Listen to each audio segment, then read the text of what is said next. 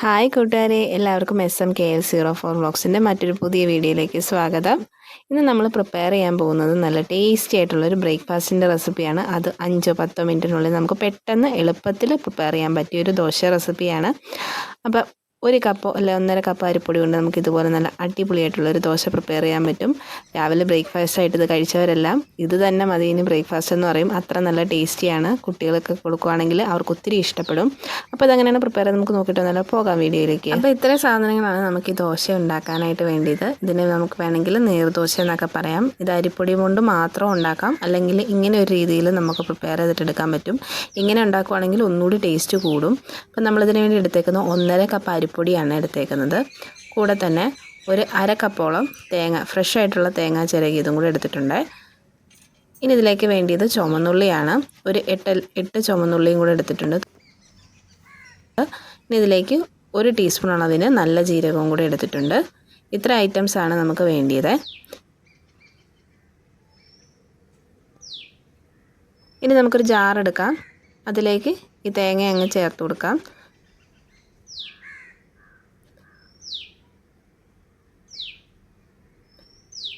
ഇനി ഇതിലേക്ക് നമ്മൾ ചുവന്നുള്ളിയും കൂടെ ചേർത്ത് കൊടുക്കുന്നുണ്ട്.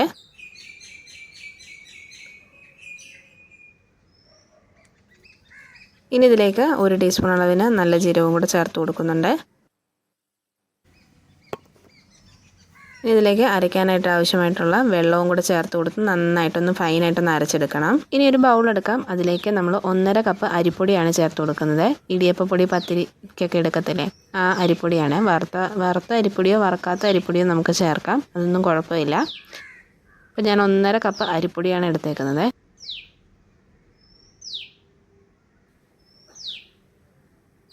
ഇനി ഇതിലേക്ക് ആവശ്യമായിട്ടുള്ള ഉപ്പും കൂടെ അങ്ങ് ചേർത്ത് കൊടുക്കാം.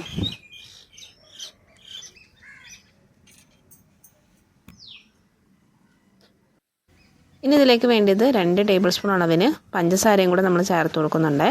പഞ്ചസാരയും കൂടെ ചേർത്ത് കൊടുക്കുമ്പോഴത്തേക്കും നമ്മുടെ ദോശയ്ക്ക് നല്ലൊരു ടേസ്റ്റാണ്.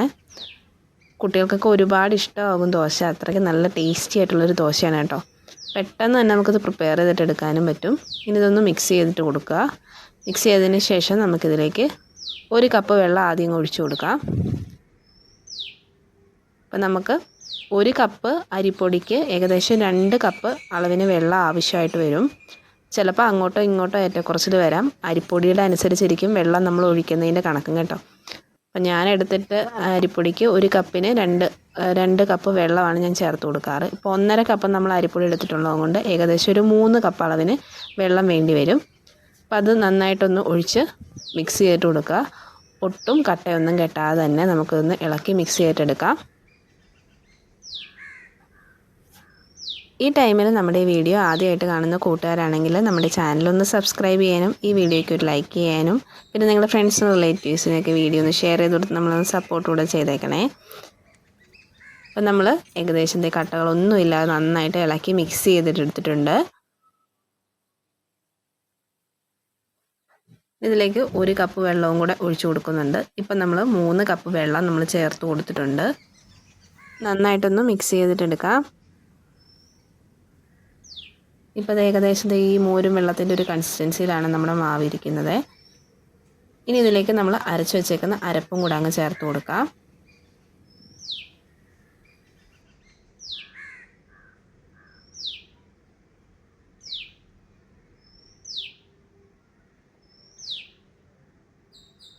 എന്നിട്ട് അതുകൂടെ ഇട്ട് നന്നായിട്ട് അങ്ങ് മിക്സ് ചെയ്തിട്ടെടുക്കാം.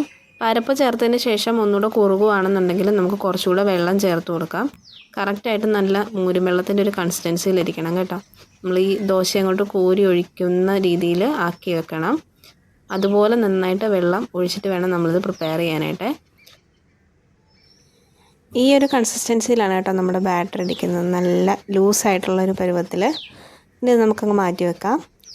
ഇനി നമുക്കിതിലേക്ക് ഒരു ചമ്മന്തിയും കൂടെ തയ്യാറാക്കുന്നുണ്ട്. ഒരു തേങ്ങാ ചമ്മന്തിയാണ്. നമ്മൾ ദോശയൊക്കെ സാധാരണ എടുക്കുന്ന തേങ്ങാ ചമ്മന്തിയാണെങ്കിലും നല്ല കോമ്പിനേഷനാണ്. ചമ്മന്തി ഇല്ലാതെ കഴിക്കാനും നല്ലതാണ്. അപ്പോൾ അതിലേക്ക് ഒരു അരമുറി തേങ്ങ ചിരകിയതും പിന്നെ 2 ചുവന്നുള്ളിയും പിന്നെ 1.5 ടീസ്പൂൺ അളവിൽ കാശ്മീരി ചില്ലി പൗഡറും കൂടെ ചേർക്കുന്നുണ്ട്.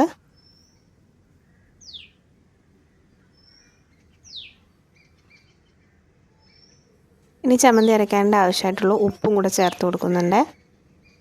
ചമ്മന്തി അരയ്ക്കാനായിട്ട് ആവശ്യമായിട്ടുള്ള വെള്ളവും കൂടെ ഒഴിച്ചു കൊടുക്കാം.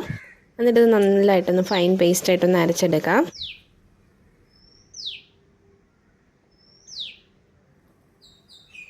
കടുക് താളിച്ചതിന് ശേഷം നമുക്ക് ആ ചമ്മന്തിയുടെ അരപ്പങ്ങ് ചേർത്ത് കൊടുക്കാം.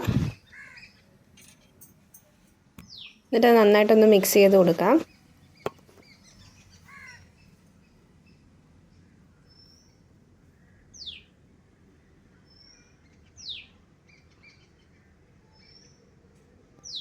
ഈ ചമ്മന്തിക്ക് ആവശ്യമായിട്ടുള്ള വെള്ളവും കൂടെ നമ്മൾ ആ ജാറിലേക്ക് തന്നെ ഒഴിച്ചിട്ട് അതിന് ഒഴിച്ചു കൊടുക്കുവാണ്.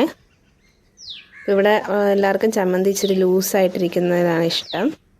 പിന്നെ നമുക്ക് കട്ട ചമ്മന്തി വേണമെന്നുണ്ടെങ്കിൽ കടുക് താളിച്ചാൽ മാത്രം മതി, വെള്ളം ഒഴിക്കണമെന്നില്ല. ഈ ടൈമിൽ ഉപ്പ് നോക്കാം. ഉപ്പ് നോക്കിയിട്ട് മാത്രം ചേർത്ത് കൊടുക്കുക. നമ്മൾ ഉപ്പിട്ടാണ് അരച്ചെടുത്തത്, അതുകൊണ്ട് ഉപ്പ് ആവശ്യത്തിന് മാത്രം ചേർത്ത് കൊടുക്കുക. നമ്മുടെ ചമ്മന്തി റെഡിയായിട്ട് വന്നിട്ടുണ്ട്. ഇത് ഒത്തിരി ഇട്ട് തിളയ്ക്കേണ്ട ആവശ്യമൊന്നുമില്ല, ഒന്ന് ചെറുതായിട്ട് ചൂടായിട്ട് വന്നാൽ മതി. ഇനി നമുക്ക് ഫ്ലെയിം അങ്ങ് ഓഫ് ചെയ്ത് കൊടുക്കാം. അപ്പോൾ അതേ നമ്മുടെ മാവ് ഇവിടെ മാറ്റി വെച്ചിരുന്നത് ഒന്ന് ഇളക്കി മിക്സ് ചെയ്തിട്ട് എടുക്കുക. അല്ല അരിപ്പൊടി ആയതുകൊണ്ട് തന്നെ ഇതിൻ്റെ അടിയിലേക്ക് അടിഞ്ഞിരിക്കും. ഇനി നമുക്കൊരു പാൻ വെക്കാം. അതിലേക്കൊന്ന് ഓയിൽ സ്പ്രെഡ് ചെയ്ത് കൊടുത്തിട്ട് ഇതുപോലൊന്ന് സവോള കട്ട് ചെയ്തിട്ടൊന്ന് ഇതുപോലൊന്ന് റബ്ബ് ചെയ്ത് കൊടുക്കുക. റബ്ബ് ചെയ്തതിന് ശേഷം നമുക്ക് ആ മാവങ്ങ് നല്ല ഹൈ ഫ്ലെയിമിലിട്ടാക്കിയിട്ട് തവ നന്നായിട്ട് ചൂടായതിന് ശേഷം ഇതുപോലെ ഇങ്ങനെ കോരി ഒഴിച്ചു കൊടുക്കാം. മാവ് കോരി ഒഴിക്കുന്നതിന് മുമ്പായിട്ട് ഇച്ചിരി വെളിച്ചെണ്ണയോ അല്ലെങ്കിൽ നെയ്യോ നമുക്ക് ആ മാവിലേക്ക് ചേർത്തൊന്ന് മിക്സ് ചെയ്തിട്ടെടുക്കണേ. എന്നിട്ട് ഇതുപോലെ ഒന്ന് ചുറ്റിച്ചു കൊടുക്കുക, അല്ലെങ്കിൽ ഇതുപോലെ ഇങ്ങനെ ഫുള്ളായിട്ടൊന്ന് കോരി ഒഴിച്ചൊന്ന് കവർ ചെയ്ത് കൊടുക്കുക. അപ്പോൾ ദോശക്കല്ലിലൊക്കെ ആണെങ്കിൽ നമ്മൾ ഒഴിക്കുന്നതെങ്കിൽ ചിലപ്പോൾ ഷേപ്പൊന്നും കിട്ടണമെന്നില്ല, എന്നാലും നല്ല ടേസ്റ്റാണ് കേട്ടോ ദോശയ്ക്ക്. ഷേപ്പിലല്ലല്ലോ കാര്യം, അതിൻ്റെ ടേസ്റ്റിലല്ലേ അല്ലേ. അപ്പോൾ ഞാനിത് കാണിക്കാൻ വേണ്ടിയിട്ട് ഇതിപ്പോൾ ഇങ്ങനെ ആക്കി എടുത്തതേ ഉള്ളൂ. അപ്പം നമുക്കത് ഷേപ്പായിട്ട് കിട്ടണമെന്ന് നിർബന്ധമൊന്നുമില്ല. ഇതിങ്ങനെ കോരി ഒഴിക്കുമ്പോൾ പല രീതിയിലായിരിക്കും പോകുന്നത്. അപ്പോൾ അതുപോലെ ഒന്ന് ആക്കി എടുത്തിട്ടുണ്ട്. ഇനിയിപ്പോൾ അടപ്പ് വെച്ചൊന്ന് അടച്ച് ഒന്ന് മൂടി വെച്ച് വേവിക്കാം.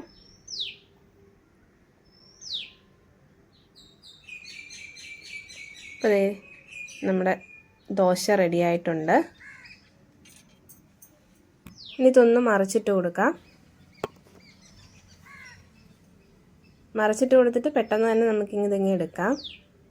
ചെറുതായിട്ടൊന്ന് മുരിഞ്ഞ് കിട്ടിയാൽ മതി.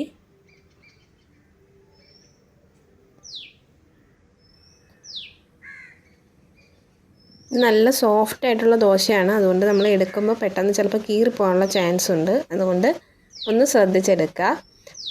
ഇതുപോലെ നമുക്ക് മടക്കി നമ്മുടെ ദോശ നല്ല പെർഫെക്റ്റ് ആയിട്ട് കിട്ടിയിട്ടുണ്ട്. അതേ നമ്മുടെ നീർദോശ റെഡി ആയിട്ടുണ്ട്. ഇനി ഇതുപോലെ ബാക്കിയുള്ളതും കൂടെ ഒന്ന് ചെയ്തിട്ടെടുക്കാം.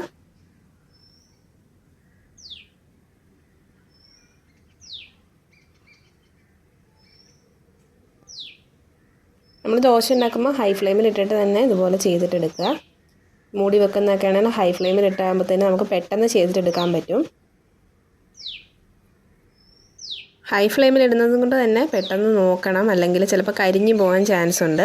അതുകൊണ്ട് ഫ്ലെയിം നോക്കി നമ്മൾ ദോശ എടുത്ത് തിരിച്ചിടുന്നതും മറിച്ചിടുന്നതൊക്കെ നോക്കുക. നമ്മുടെ ദോശയെല്ലാം ഇതുപോലെ നമ്മൾ റെഡിയാക്കി എടുത്തിട്ടുണ്ട്. അപ്പോൾ നമ്മുടെ ഈസി ടേസ്റ്റി ആയിട്ടുള്ള ബ്രേക്ക്ഫാസ്റ്റ് ആയിട്ടുള്ള ദോശ റെഡി ആയിട്ടുണ്ട്.